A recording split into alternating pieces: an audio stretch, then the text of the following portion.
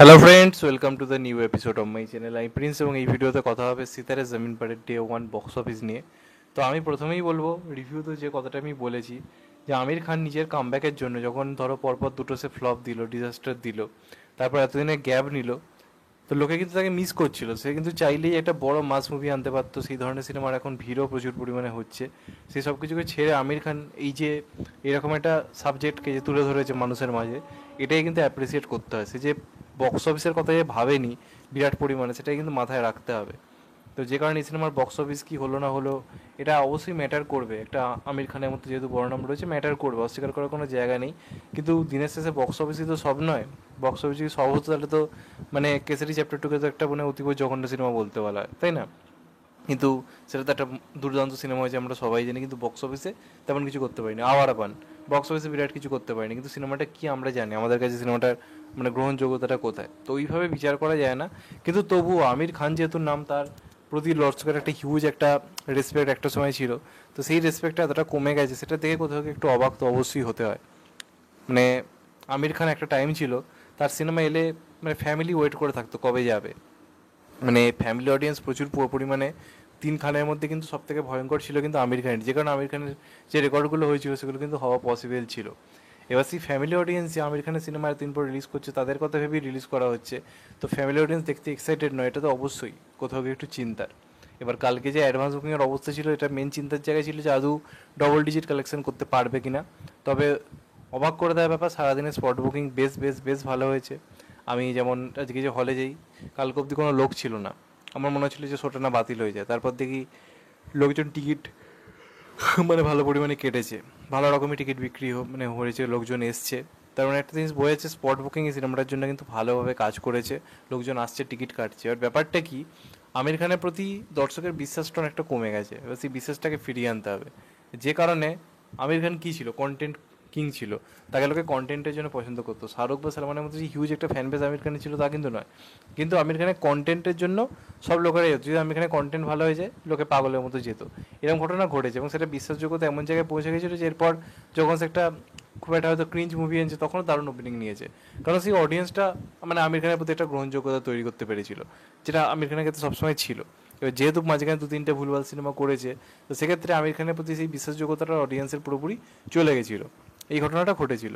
এবার কালকে অব্দি অ্যাডভান্স বুকিং যা ছিল, আশা করা যাচ্ছিল যে ডবল ডিজিট আদৌ হবে কিনা। এবার সরি, মানে প্রচণ্ড ঘুম পেয়ে গেছে। তো যাই হোক, আজকে মূলত এই ভিডিওতে যে ব্যাপারটা এখন বলবো সেটা হচ্ছে আজকের কীরকম কী কালেকশনের কী হলো। তো যেটা জানা যাচ্ছে, আজকে কিন্তু যেটা ট্রেড অ্যানালিস্টদের মধ্যে যে কালেকশনটা যেটা হতে চলেছে, সেটা কিন্তু মোটামুটি 9.5 থেকে 10.5 কোটি কিন্তু কাছাকাছি হতে চলেছে। রাত্রির যে রেসপন্স আসছে, এখনও পর্যন্ত আর্লি এস্টিমেট তোমাদেরকে জানাচ্ছি, রাত্রির যে রেসপন্স আসছে সেটা খুব একটা খারাপ নয়। এখনও ট্রেন্ডিংয়ে প্রায় ঘন্টায় 12,000 13,000 করে টিকিট বিক্রি হচ্ছে।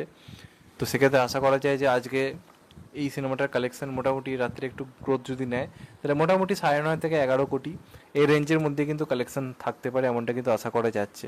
এটা ঠিক কথা যে আমির খানের মতো একটা নামের ক্ষেত্রে এই কালেকশনটা হয়তো কিছুই নয়। আমির খান মানেই আমরা 18 কোটি 20 কোটি বা 25 কোটির ওপেনিং বুঝি। এবার কিছু ব্যাপার রয়েছে, যেমন এই সিনেমাটার বাজেট হচ্ছে 90 কোটি, 90 কোটি বাজেট। এবার আজকে খুব ভালো কিন্তু রিভিউ এসছে। রিভিউটা মানে কি বলছে সেটা আলটিমেটলি ম্যাটার নয়। ম্যাটার যেটা করেছে সেটা হচ্ছে অডিয়েন্সের কেমন লেগেছে। তো সেই অডিয়েন্সের রেসপন্স কিন্তু খুব ভালো। যারা দেখতে গেছে তারা কিন্তু সিনেমাটা দেখে খুশি হয়েছে। এবার এই যে ফ্যামিলি অডিয়েন্স আমির খানের সিনেমা যারা দেখতে গেছে, তারা দেখে বেরিয়েছে বলছে দারুণ হয়েছে দারুণ হয়েছে, এটা কিন্তু সেই অডিয়েন্সকে আবার হলে ফিরে আনবে যে অডিয়েন্স 8 থেকে 80 আমির খানকে পছন্দ করে।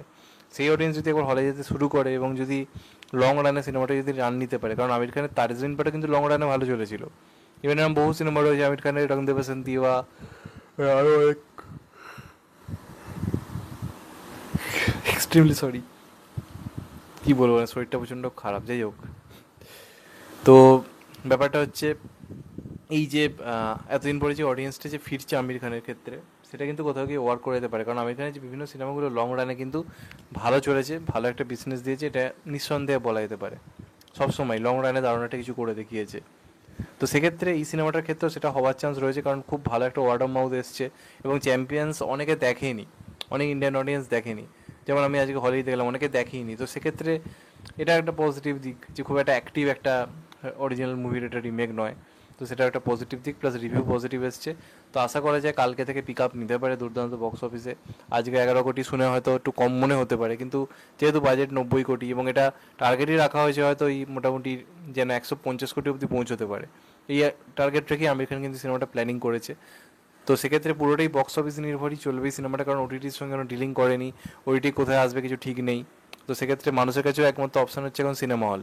আর পাইরেসি যতই হোক না কেন, লোকে পাইরেসি দেখতে অতটা পছন্দ করে না, মানে খুব কম সংখ্যক দর্শক রয়েছে যারা হল প্রিন্টটা দেখতে পছন্দ করে, বেশিরভাগ জন্য ওয়েট করে থাকে অরিজিনাল ভার্সানের জন্য।